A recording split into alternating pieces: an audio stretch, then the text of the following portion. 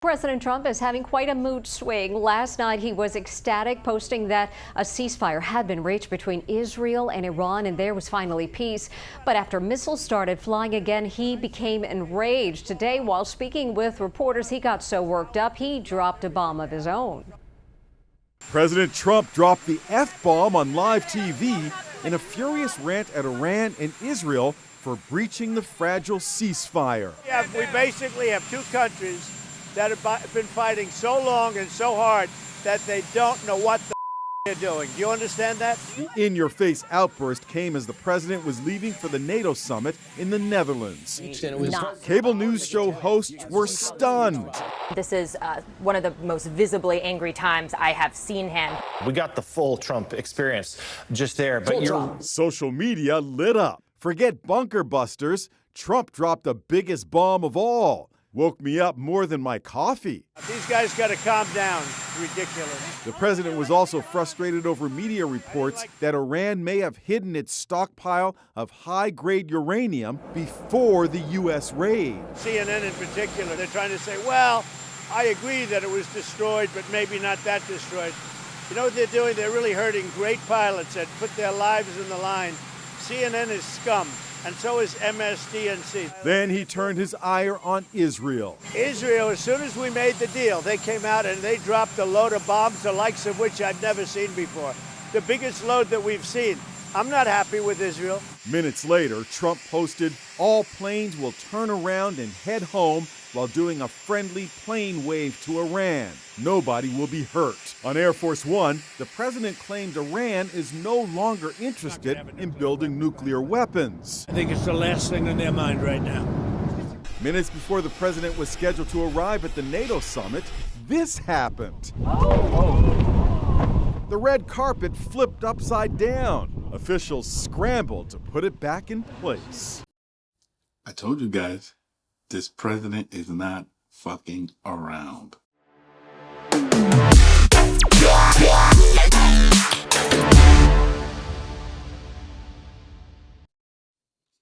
Hey, please make sure you like, subscribe, and share this channel. I really need to my goal is to reach 500 subscribers. And with your help, I'm hoping that I can reach those numbers within the next month or two. It's so much I want to talk about, so much messages that I want to spread to a lot of people, but I really need your help. So please like, subscribe, and share this channel, and let's get this video like to everybody. So President Trump, I guess he's a man of business, and when he says something, he means it. So July 24th, President Trump, he expressed his frustration with both Iran and Israel after he, along with other people in his administration, brokered a ceasefire between the two nations, but it quickly unraveled. This ceasefire, it followed a 12-day conflict that began when Israel launched strikes on Iranian nuclear facilities.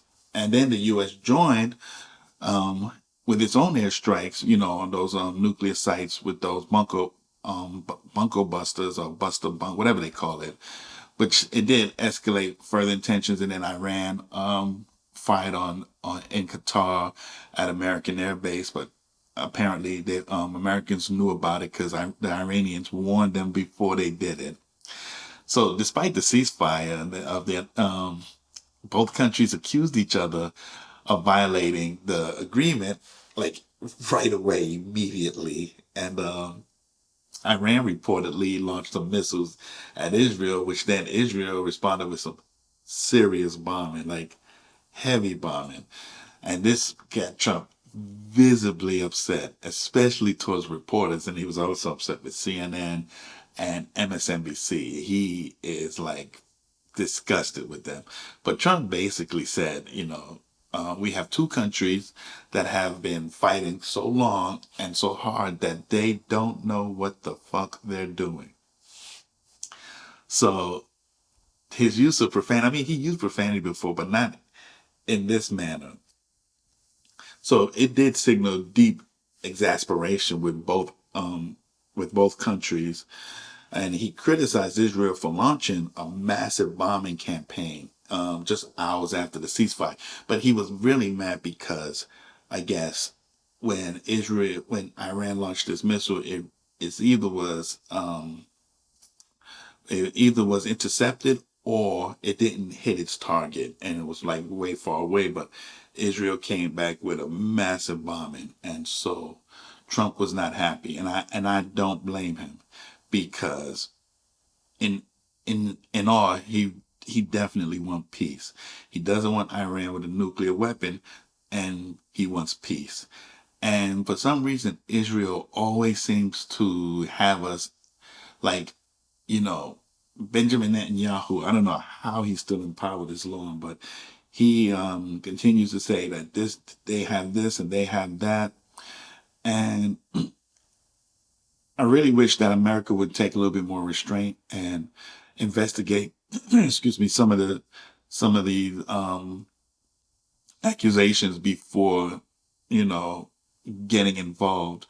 Because yes, Israel's our allies, and we must always take care of our allies. But at the same time, you want to make sure that you're getting involved in something that's legitimate, and not because one is saying something, and we're supposed to take them at their word. I believe Benjamin Netanyahu has been caught in some lies before, or some exaggeration. So I would definitely let this president know to trust but verify.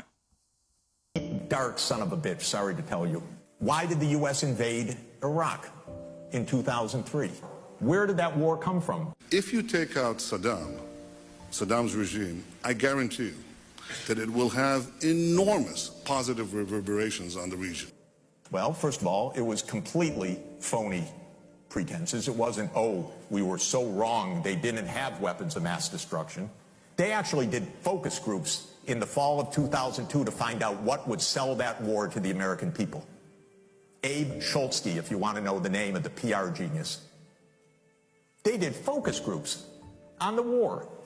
They wanted the war all the time. They had to figure out how to sell the war to the American people, how to scare the shit out of the American people. It was a phony war. Where did that war come from? You know what? It's quite surprising. That war came from Netanyahu, actually. You know that? It's weird. And the guy's nothing if not obsessive. And he's still trying to get us to fight Iran this day, this week. He's a deep, dark son of a bitch, sorry to tell you.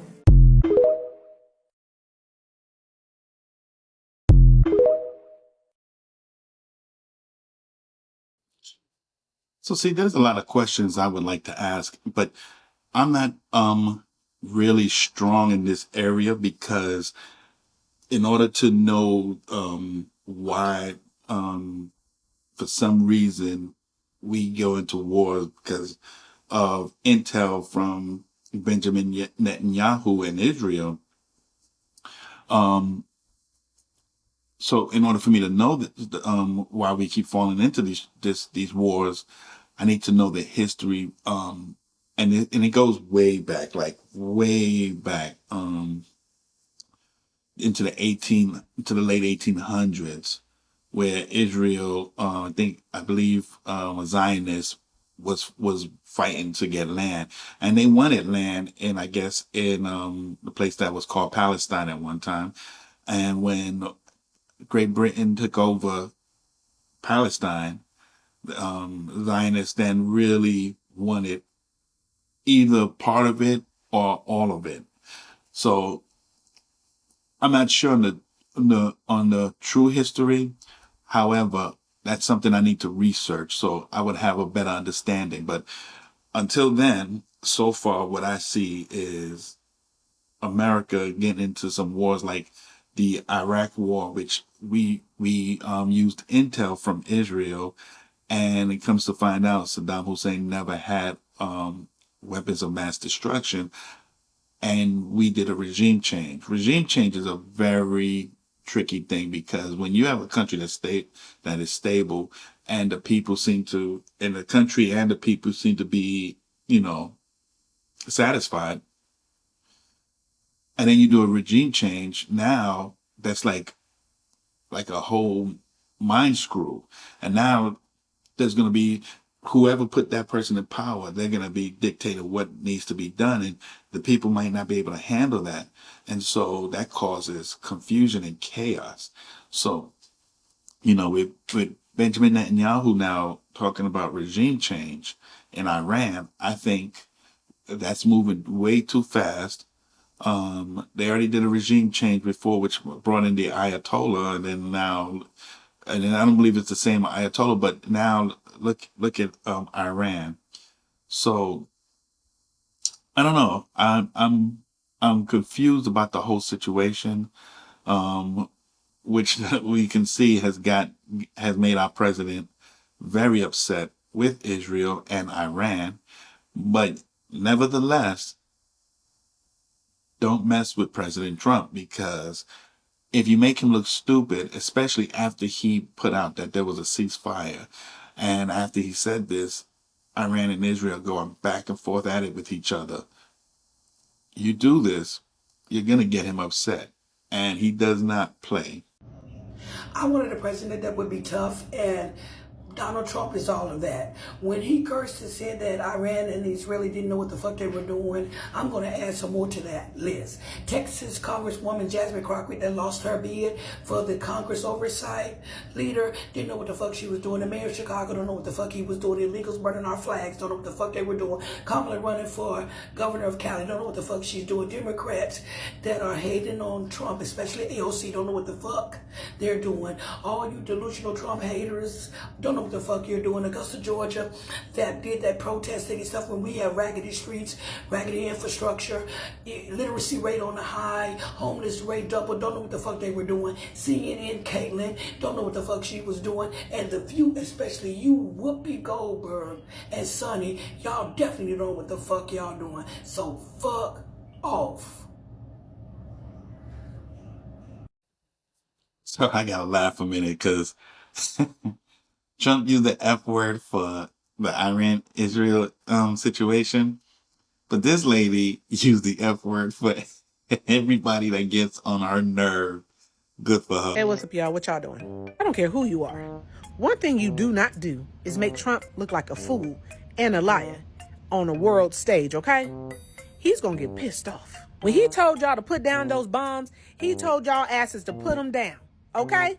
The hell is wrong with y'all? Talking to you, Israel. Talking to you, Iran. You got my president pissed off, and I don't like that. We have two countries that have been fighting so long and so hard that they don't know what the they're doing. Do you understand that? Trump is pissed off. Trump put their asses in their place, okay? And I can understand why. Y'all making him look like a fool in front of everybody, and you already know how the Democrats gonna eat it up. But as of right now, ceasefire is still in effect. Everybody has dropped their bombs, and they're acting good for the moment. But I predict, Israel, next time you don't listen to Trump, he ain't gonna be there to rescue your ass. Next time, listen. And Iran, next time you don't listen to Trump, you may not have a country. Allegedly over here in this channel. I love using TikTok. You can always find some good videos to help with you when you're creating content. But on that note, like I said, I'm happy that this president brokered a ceasefire agreement between the two countries. I'm not sure on how long the ceasefire will last, especially within the Muslim region. And